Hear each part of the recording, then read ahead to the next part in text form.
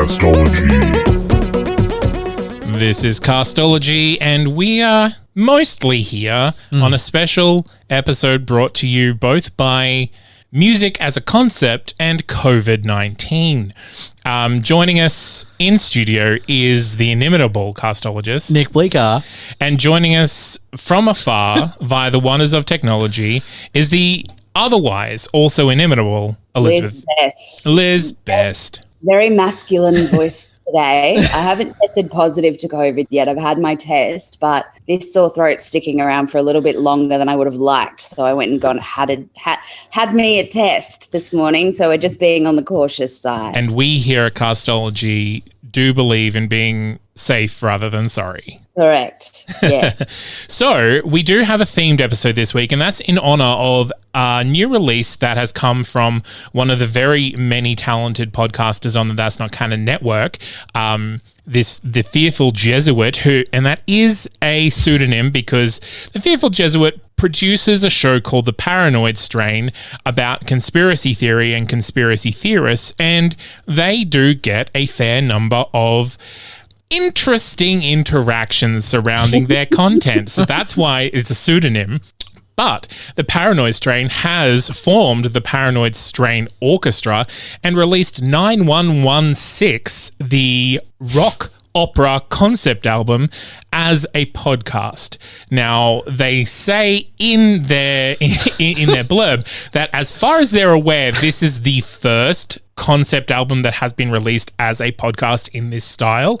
So if that is incorrect, let us know. But until then, we're taking that as written, and so you can find links to this in the episode notes, and I encourage you all to go and listen to it. It is the style is rock, kind of classic rock, but presented story-wise as a rock opera. So yeah, absolutely go listen. There's 2 discs, so 2 episodes in your podcatchers. It's just called 9116, the Rock Opera Disc 1, and 9116, the Rock Opera Disc 2. But we thought that as well as featuring them on this episode, because it is kind of a skew on what podcasting kind of is and what podcasting can do, we would do a themed episode around music and what music podcasts we currently are kind of binging and listening to. So, all of that said, thank you very much to the Fearful Jesuit and the podcast and the Paranoid Strain for sponsoring this episode. I would like to recommend my podcast. Oh, just because we're in studio together and you have this complex. We're usually in the studio together, and I've always had this complex. I'm not there to like evil side-eye both. So I'm recommending in a shocking move that will shock everyone, a history of music podcast. I'm recommending the ongoing history of music. So this is definitely one of the more polished history podcasts that I've ever recommended. So it's in history in general? It's history of new music. Okay. So it's specifically about, it takes kind of like a theme within music, and then spends half an hour explaining how that came about. So that could be like a specific theme that travels through a band's work. Yeah. Or it could be something that happened in the alt rock in the 70s and how that transformed into music now. It's very educational and very formal. It's a solo host and it is scripted. So it's not chatty. It's not kind of comedy-esque. It is kind of Is it Zane Dry? No, I would not say it's Zane Dry. Right. In the sense that it is very very approachable, and Alan Cross, who hosts it, has a very very very nice voice. I think Liz will very much appreciate the rumble of Alan Cross. I do like a nice voice. The rumble of Alan Cross sounds like an album name. That's great. Alan Cross, you are welcome to it. That's it. So that's kind of what it is. It just takes a I want to say random, but it's obviously very well thought out kind of topic within music. And sometimes it is very narrow, as in like a controversy, or sometimes it's super broad, as like what happened in the 1850s that traveled all the way through to what Taylor Swift released last week. So yeah, I really like this podcast. I've been listening to it for, I would say, about 4 months, because music is not a huge part of my life, but I like history, and so that was kind of my in to this podcast. And it is scripted. It's one of the better scripted historical podcasts that I've come across. Yeah. So yeah, high recommend. Ongoing history of music. So let's hear from let's hear from Liz, so that you can speak and then have a drink. Okay, sounds good. So I too am not really a music podcasts kind of person. So I thought, what do I like that I can access music through? And that, in no surprise to anyone, is true crime. So I have picked a podcast that it's actually been on my rotation for years, and I just kept putting it down the list because everyone knows it. But now that we're doing a music-themed podcast, I'm going to recommend Disgraceland. Now, Disgraceland is a true crime podcast who's narrated by an avid music historian, Jake Brennan. And what it is crimes connected to musicians, like how, say, Jerry Lee Lewis may or may not have gotten away with murder. I'm pretty sure he did. But, there's new theories about how Sid Vicious died. Basically it's any kind of true crime that has any kind of connection to a musician. And sometimes, I'm going to be honest, they're tenuous connections sometimes. Can I ask what their stance is on the death of Elvis, or the purported death of Elvis? I feel like you're going to have to listen to it yourself. The problem with this podcast, and it's not a huge problem, but a lot of their back catalogue's been put behind Amazon Music in the last. So it's still free though, isn't it? So it's not. There's no paywall, but you can only listen there. But you can only listen through Amazon Music. So, but there are still episodes on Apple, and there are still episodes available on all your other podcatchers. It's just a limited catalog compared to. It's really weird, because I was having a look at this today. I haven't dug into it too much, but I'll have a look into it for next episode, or the next when we review it. They seem to have an entirely separate feed called Disgraceland Presents, which does have some of the episodes, but also has a lot of some of the more popular episodes, and then ads for other things and crossovers and stuff. But those other things don't appear on the Disgraceland feed. So it's kind of two different podcasts that are very heavily enmeshed. I'll have a look into that and let you know what I think of that format. They're all about half an hour long, so not too long. They do value entertainment over cold hard facts, so sometimes the host will talk about what he thinks the interior monologue of someone doing the thing would have been, which that's entertainment, baby. Like, that's all I have to say about that. But yeah, Disgraceland, music, true crime, the only way you're going to get me coming at a music podcast. Wait, this might be a very Luddite question, but so Amazon, so it's obviously, not paywall, but you have to download the Amazon app, It's kind of like Spotify exclusive podcasts that aren't available elsewhere. Right. So you can listen to them on Spotify, but not on Apple. This is on Amazon Music, I think, or Amazon Web. For Christ's sake. Okay. So you can only listen to it there. On their website. You can go through a browser or whatever. Cool. Yeah, you can go through a browser, because I don't think, correct me if I'm wrong, but I'm not sure if we get Amazon Music here yet. Either that or it might be new, but in Australia I'm talking about. I don't think it is licensed here in Australia yet. No, so you can either listen through a browser, or you can go back to there's like the earlier episodes that are on all your other podcatchers that are actual Disgraceland episodes. Yeah. That's good to know though, because I didn't realize that there was like the separate, like I didn't realize that Apple Music had like a separate Apple that it was accessible as easily as it is. Just looking at it now. There is a link in every episode's notes, I believe. Oh, okay, cool. So it's just kind of like, if you want to listen to the Disgraceland real feed, click here, and it'll take you through. And open up a browser, I believe. Well, I'll give them props for actually doing that, rather than just being like, "Hey, just go and look for it, make it easily accessible." And that's. But it is an interesting way of giving the world something of value that isn't, and getting around that kind of exclusivity of putting it on a platform specifically. So like I said, I haven't listened to a lot of it yet, but I'll let you know what I think next week. Hell yeah. So Nick, what's your music podcast? Well, look, I cheated because, to be honest, this one the change of theme was a bit of a came up behind me and scared me a little bit. That's right. I did it that way on purpose.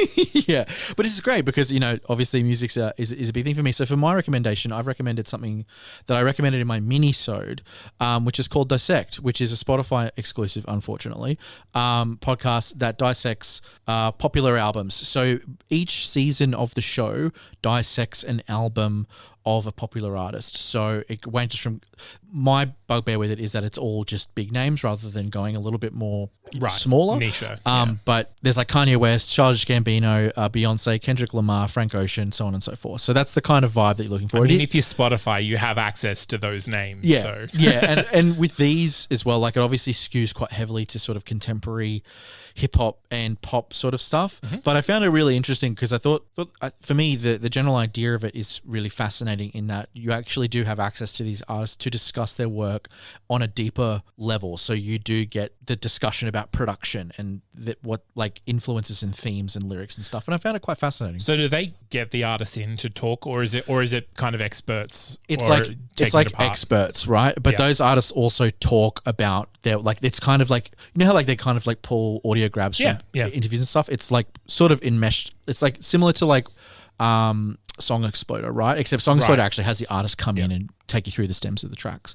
But my only bugbear is that I really, really wish that they did smaller artists / they kind of expanded it a bit, because they've only got 9 seasons of it, which is like quite a significant amount of episodes. It's a lot of seasons. How many episodes in a season? There's like 9 or 10. I'm pretty sure Mac Miller's one, which is just released, is it 10 episodes? I can't remember. I haven't finished listening to it.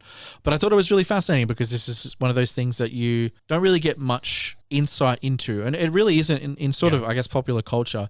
You do kind of get those the media tour that follows the album release, but you don't get this sort of spin about it. Yeah. It's always about, like I was influenced by like a leaf that fell in the jungle. I do feel like this is a podcast for musicians. Is that kind of the vibe? Okay. Yeah, and look, I think it does lend itself a little bit more. I think it very much is when I look at it. If you were interested, right, in Kanye West, Liz and I, as lay people, as far as music is concerned, I would if you asked pick a season, I would say just pick the one, like an artist that you're more familiar with, rather than going, because to be completely honest, like I like Tyler the Creator is one of the artists on here. Mm-hmm. I'm not very familiar with his music, nor do I super care. So if I'd probably listen to that, I probably wouldn't be as in tune with it as much as I was with Kendrick Lamar's To Pimp a Butterfly, right? Yeah. So it is very much selective in terms of what you understand or what you want to listen to. So like Beyonce, for example, like Lemonade's a really good listen because it's a fantastic album. But then there's like, they've got like mini series as well, which I completely forgot about. But again, it very much is sort of pick your poison in what you probably better understand. Because also when you look at these things, when I listen to music, and it's probably getting a bit more existential, but when I listen to music, I do listen for themes and stuff, but I'm very, very much more focused on production. So this is where this one tickled, because I was like, oh, okay, this is really interesting because there's lots of discussions about composition, like sampling, but also how that blends in with the themes and how the album's like built from the ground up. So I will brace myself for music nerdery. Yeah, well, maybe. And look, I'm all for nerdery, so that's, I'm not holding that against it, but that's how I'm going to brace myself for that. But yeah, unfortunately, a Spotify specific, so you will need Spotify for it. Although, can you, like, I don't know this because I subscribe to Spotify, but with Spotify podcasts, do you still need to subscribe to listen to them? Or no, are they still I believe freebies? You just get ads otherwise. Oh, sick. Yeah. Okay, cool. That's cool.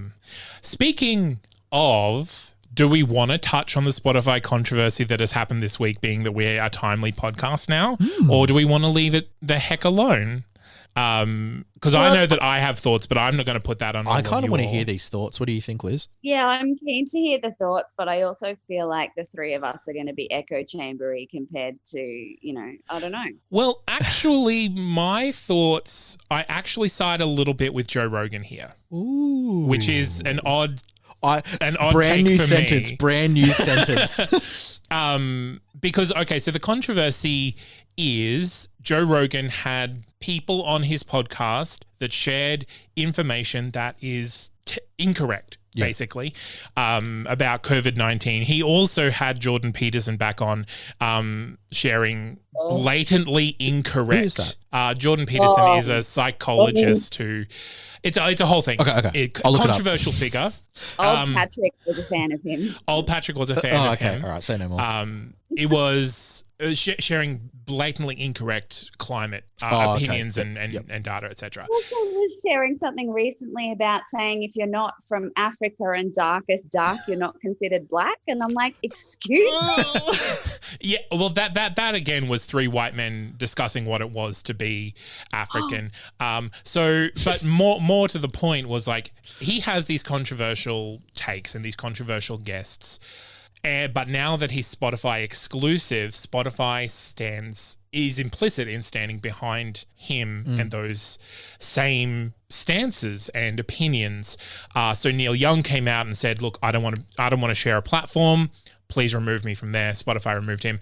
Neil Young does not like Spotify previously because of the quality of the audio that they put out. So this is kind of a combined issue. Yep. And then a number of other people have come out and said, Joni "Look, Mitchell and stuff. I can't get off there, but I don't want to be on there with Joe Rogan." Joe Rogan's come out and said, "Look, I'll try and balance it up." Spotify's come out and said, "Hey, we'll put content warnings there, et cetera, et cetera, et cetera." Content warnings do nothing. We know this over 2 years of the pandemic and misinformation. People just go, they're just trying to censor things. I'm smarter than you, sheeple. Yeah, and I think that's what it comes down to is censorship. Censorship means one thing when it happens by government, and what is happening to Joe Rogan is not censorship. It's people saying, "I don't want to be associated with you." Voting with their, I don't know, listenership. And I've seen lots of people who have quit Spotify this week. My parents pay for my subscriptions. So that's I am not giving him any money. Hashtag delete Spotify trended on Twitter. My take pretty hard too. My take is this is going to be. This is a symptom, and this is going to be an ongoing problem as people are trying to privatize podcasting.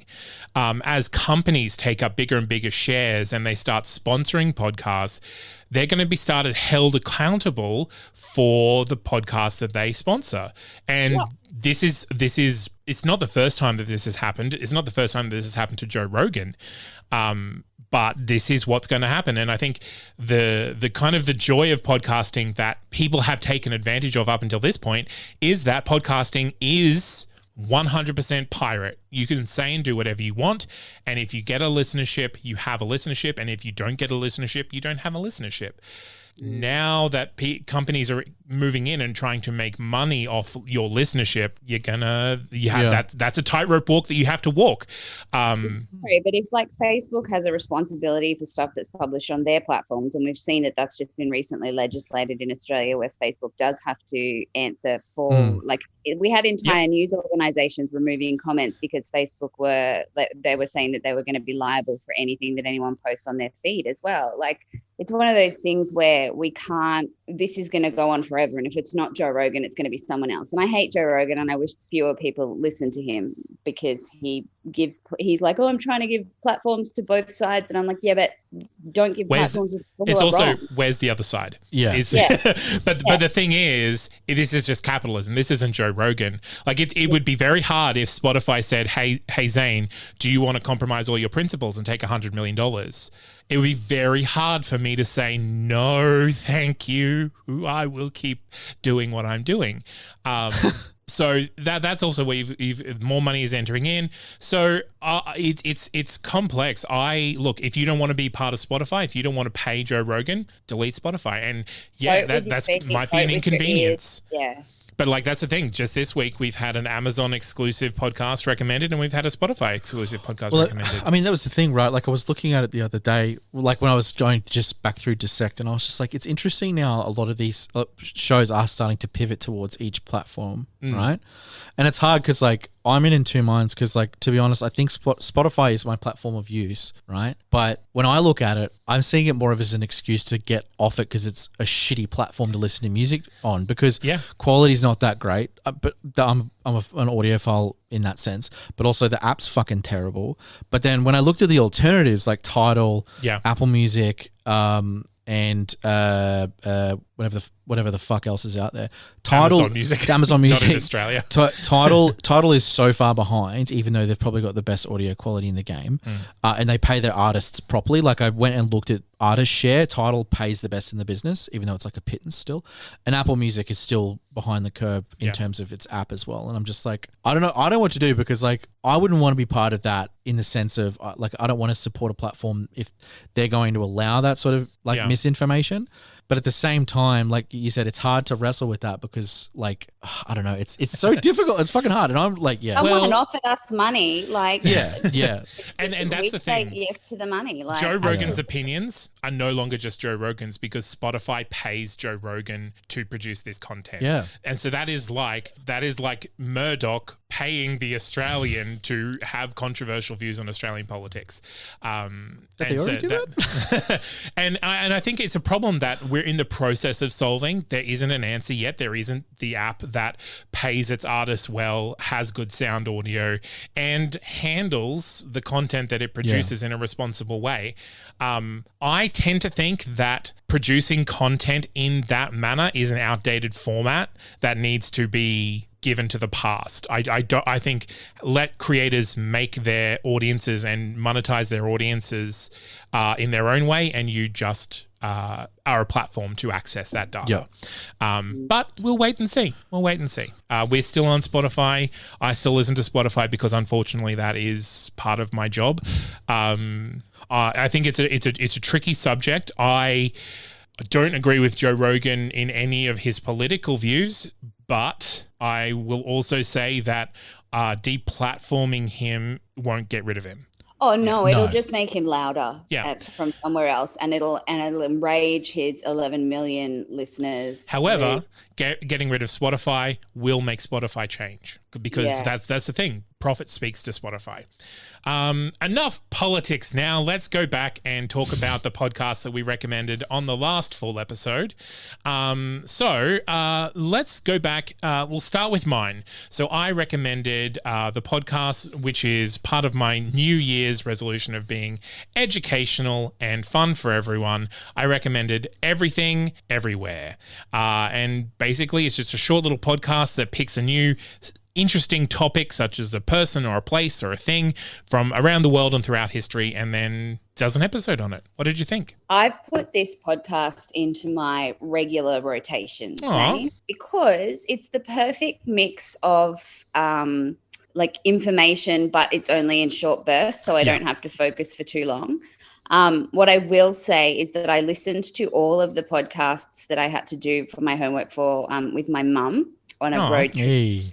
And my mum's opinion, which I sort of share, was that she's like, do you have this set on like 1.5 times the speed? I'm like, no, he just talks really fast. So occasionally I think he needs to modulate a tiny little bit because occasionally the narrator kind of tends to just like rush through and talk about a thing and then go to the next thing and then go to the next thing. But because it's only 10 minutes, it didn't bug me as much. But I realize if I tune out for 2 minutes, I miss so much because he talks so fast. But this for me is my ideal car podcast because I'm not in the car as much anymore. Like an r/ kind of the whole episode will be done by the time I'm finished my car ride, and I will have learned something new that's interesting. I did tend away from the political ones. I preferred like the historical ones. The one about the guy, I can't remember what his name was, who introduced hand washing to hospitals and died a derided idiot because everyone was an idiot for daring to suggest that. What do you mean babies aren't dying when we wash our hands? I'm going to put extra dirt on my hands. Crazy.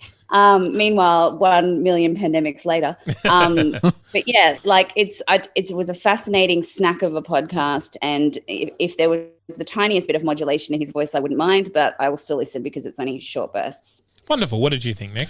Well, I'm with Liz, right? I think that it's interesting because like I'm a big, like my podcast listening, and I've said this multiple times, has gone right back to just like simple, easy daily shit, right? Because I feel like having the day, like listening to the daily and so on and so forth, it's good, but sometimes I'm like, fuck, I don't want to listen to 30 minutes of Michael Barbaro being like, this was like this fit perfectly though, right? Yeah. Because I do agree, like it does rush through things, but and if you do tune out, you do miss a lot. But I have to say, this is an incredible amount of work, all things considered, right? This is like 574 episodes according to my Pocket Casts, which is absurd. But for me, there's a lot of cool history stuff, and I did the same. Like I did avoid the political stuff. But for me, it just hits the spot because it is easily consumable. It's straight to the point. It doesn't go too far on some of these things because I think also at the same time, like I could probably get more information about the history of cheese from another show that goes in it. But if I want to get like 12 minutes on the history of cheese at lunch, like why not? Notes of cheese. That's the thing. I think this podcast really does well at managing the tone and the depth to which it drills before it moves on to the next interesting topic around in that vein, whether it be cheese or elsewise. But I'm glad that you both enjoyed it because this has been a real fun podcast for me to listen to, so this is kind of on my regular rotation as well. It's very simple. That's the thing as well. It's just brutally simple, and that's what I kind of sometimes with these things, especially with a shorter show, if it's brutally simple in its execution, that it's perfect. Yeah, even though it doesn't say it, I think that this is a great family podcast. Yeah, because it doesn't drill too deep, so you're not going into like areas where kids will kind of tune out. Yeah, I feel like his voice is enough to make the kids tune out. You'd be surprised. I listened to Stan Zemanek a lot when I was a kid. And that's why you are now Zane Dry. Well, before we get political again, let's go and let's talk about Liz's recommendation last week. Okay, so last week I recommended The Bystanders, which was an audio schlocky camp as fuck radio play based on it says the little caption is one rainy night Bunny Bell Pashed is stabbed to death in the courtyard of her apartment and her neighbors watch and do nothing, or did they? Dun, dun, dun, dun. What did we think? I'm going to go first because I think that I had a much more pleasant reception to this podcast than Nick did. Knowing nothing about what Nick thought about this podcast. Okay, all right. I haven't listened to as much as this podcast as I intend to. I'm only 3 episodes in of the 8, I want to say, of the narrative episodes. I think so. Let me check. I don't know. 8 episodes. 8 episodes. Yep. And this is a musical, but without the music. Really, this is just high camp drama radio play. This is canto, like almost. Yeah, absolutely. It is. This is kind of high camp drama. And I couldn't have bought in quicker. And it was weird because I didn't know that I was in the mood for this text until this text appeared. And I haven't been in the mood for this text for a while, and it just kind of came up. So it was a really pleasant phenomenon that kind of hit me. So I'm very much looking forward to kind of sitting down and a couple of episodes every day, I think, so I don't wear myself out. But yeah, this is a high recommend. The cast alone is enough to sell someone on on the show. But yeah, it is stylistically note perfect. It knows what it is and gives you exactly that with just piles of fondant and candy on top. So yeah, this is a strong recommend from me. I'm looking forward to consuming the rest of it. Nick, why did you think that I wouldn't like it? I didn't think that you wouldn't like it. I just think that you wouldn't be as gushing about it as I am. Okay. Yeah.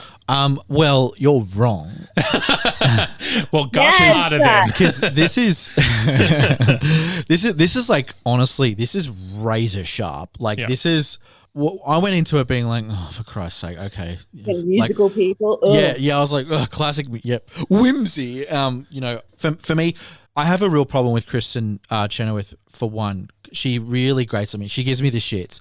In this, she's absolutely. I completely buy into her, but I could not for me listening to it. I was like, it's like whip crack fast, but it's like completely acceptable. Do you know what I mean? Like it's not like, oh my god, we're doing it for the sake of being whip crack, woohoo! Like it's like Aaron Sorkin, but like not over the top Aaron Sorkin, like the first episode of The Newsroom where he's like, I'm the greatest writer on earth and wanks over himself. That's beside the point. The thing that I think The Bystanders does well, I'm about 5 episodes in, the thing that I think it does really well is that it balances its star power so well because the performances are so true to the characters within the show that it, to be completely honest, I'm aware of the cast. I completely forgot about the cast, and I was completely engrossed by every single character that was in that building and the things they go through. It reminded me of that show that I think I said when Liz recommended this last fortnight, the one with Steve Martin and Martin Short. Only Murders in the Building. Murders in the Building. Yeah, it reminded me of that, except even more like I just cannot get over how sharp the writing is on this. It's unbelievable. But yeah, this is a fantastic show. I am absolutely going to be finishing it. I'm just super happy right now, you guys. I'm so glad. When I first listened to it, I was like, you know what? The world's shit, but this podcast makes me goofy happy. I will just brief tangent. I agree with you about Kristen Chenoweth. As a musical theatre fan, I love Kristen Chenoweth, but her being in something is always an orange flag. I will either love it or I'll hate it. Yeah. And yeah, she's perfect in this. She's fine in this. I think for me, she sometimes is like too boisterous. Do you know what I mean? I'm like, oh, Jesus Christ, dial it in or I'm leaving. And for me, everything that I've really seen of her, which to be fair is not a lot recently, I've just checked the fuck out. And I saw this and I was like, oh Christ, all right. And then absolute credit to her, owns that role so hard that I was like, you know what? I'm completely bought in. It's just excellent. Excellent. So that's another gushing review for The Bystanders. So let's go to Nick's recommendation, which was very different in tone to both of Liz and mine. Woohoo! So my recommendation last week was The Telegraph's Hong Kong Silenced, a 4-episode, which should be more, series from The Telegraph that basically goes into... it is a little bit dated in the sense that it has occurred not 18 months ago, like 7-8 months ago. And then obviously before that, as COVID sort of hit and all that sort of stuff. But it basically details the struggle that the citizens of Hong Kong have had to deal with as China starts to really strangle them into I don't even know what you would call it, I guess, but it's like... I guess reclaim. Yeah, reclaim it. But it's like China's a dictatorship, right? What's the word? I can never get this shit right. Okay, China is technically a democracy, but not really. So that's the thing. Nominally, I'm doing air quotes. Democracy. In the same way that Russia is technically a air quote democracy. There's a lot of shenanigans going on, and it is pretty authoritarian. And this is what authoritarian. That's what. Yeah. Okay. But yeah, like you obviously feel the grip of that as the people of Hong Kong are actually like legitimately silenced by this government that is pushing specific agendas and changing laws that do really violate the freedoms that the citizens of Hong Kong have had for so long. Yeah. I thought it was a completely fascinating show. My bugbear with it is that it is criminally short in the sense of it hasn't explored what's going on there currently, because to be honest, it hasn't really been in the zeitgeist, I guess, over the last 6 months. I've not heard much, if anything, from it. So what did you think? Can I speak first? You can. When I was listening to this with Mum, I was like, oh my God, this is fascinating and I'm horrified. Mum was very like, this podcast is dangerous in terms of she was hoping for the safety of the people who are actually speaking on the podcast. And I know that they had fake names and whatever, but by God, I hope they're all okay. That's the first thing I wanted to say, because the type of stuff that they're uncovering in this podcast is horrific. And I can imagine that if the government found out who they were, they would be in a lot of trouble. So, I mean, it was kind of, I had my, edge of my seat worried for them speaking out, but also how important it was that story gets told, because Like, we're so lucky living in Australia compared to, what's going on over there, and especially living in somewhere that's authoritarian like that, to fear your government that much. And anyway, I thought it was very good. I really like the soundscaping. I really like the way that it was done. But yeah, I really do worry about the people putting their voices to this podcast. Yeah, this is an angry-making podcast. Well, you recommended it to me. I did. I Because absolutely did. Oh my God, I don't It's a have good podcast. I've recommended the most angry-making podcast out of everyone here. Yeah, true. It's important as hell, though. Yeah. And that is why, honestly, Liz, I think that you're kind of edging onto why it is so short. As soon as it becomes a known quantity, China's going to put all sorts of pressure on not only the people involved, but the publications involved to stop it. And that's just part and parcel of what they're protesting. I think the protest is sort of criminally underreported around the world because of COVID. Like, a lot of other things have been happening. Is that just because of COVID, or is it just that China's gotten really good at shutting shit down before it makes it out? Like, we don't know. I want to say both. I think COVID is a really good kind of smoke screen for any number of things that, like Australia was having massive bushfires and then COVID happened and we didn't hear any more about the bushfires. Like there's a whole bunch of stuff that COVID kind of interrupted that we would otherwise usually have paid a lot of attention to. And I think China specifically, this podcast and the situation in general kind of illuminates this clash between how China operates and how the rest of the world operates and what is happening in that sphere now. So I really recommend everyone listen to this podcast because it doesn't go as deep as you want it to, but I haven't seen anything that's gone deeper yet. And I think that's a fair point too. Like it's interesting because like I was fully aware and across a lot of what was going on in Hong Kong because it was really quite high in the news during this sort of period of time. And then I also found it as a really good refresher because it did fall out of my mind. And then I'm like, oh yeah, right. I forgot that all this shit happened. Right. But it's interesting that you mentioned that the reason that it isn't producing more episodes could potentially, we don't know, could potentially be from pressure or from like the severe lack of reporting because of like those threats from whoever it may be. Well, from China. And it's many fingers in many different countries. Yeah. Like they exert a lot of economic and social pressure. Yeah. And that's just the way that it is. I'm not judging that. I don't think.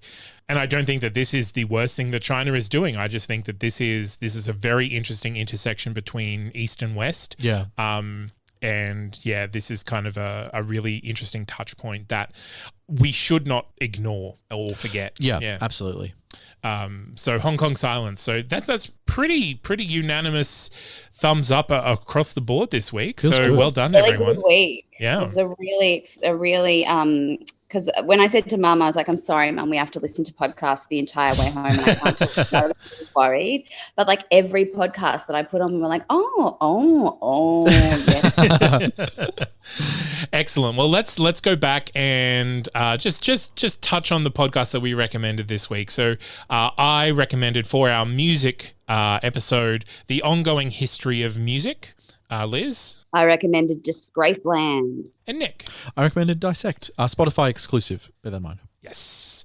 And once again, this music episode is to celebrate the release of the Paranoid Strain Orchestra presents 9116, the rock opera. I want to say the rock orchestra. I don't even know what I was combining there. So it is a concept album released on all your podcatchers at the moment. So go search that out. Links will be in the show notes. If you want to get in contact with us, send us an email at castologypodcast@gmail.com. If you have a podcast that you want us to listen to, or if you create a podcast that you want us to listen to, go to that'snotcanon.com/castology, and there is a form there that you can fill out. I guarantee you that I will listen to all of them, and some of them might be recommended on an episode. I'm just going to tease right now that next week in the Zanecast, there will be several recommended because I'm doing a top 5 listener recommendations. Amazing. So, yeah, you submit there or get in contact with us on social media. And until then, we're your castologists. I've been Zane C. Weber here with Nick Bleeker. And It's best. Keep listening to podcasts, everyone. Hi, I'm Fearful Jesuit. Well, that's my pseudonym at least. I keep my identity secret because I'm the host of a show called The Paranoid Strain, which takes a skeptical view of conspiracy theories, and some conspiracy theory fans are a tad touchy about that subject. My show is designed to help make sense of the insane ideas that seem to pop up constantly these days. Where do they come from? Why do people believe them? And how does their belief impact the rest of us? I'm inviting you to check out a very special episode we recently launched. It's a concept album about living through the year 2020 in a very conspiracy-addled United States of America, featuring a full voice cast and dozens of original songs by our show's dedicated band, the Paranoid Strain Orchestra. It's called 9116, and it's available now in all of your favorite podcast apps. Just look up The Paranoid Strain and click on the logo with the terrified eyeball.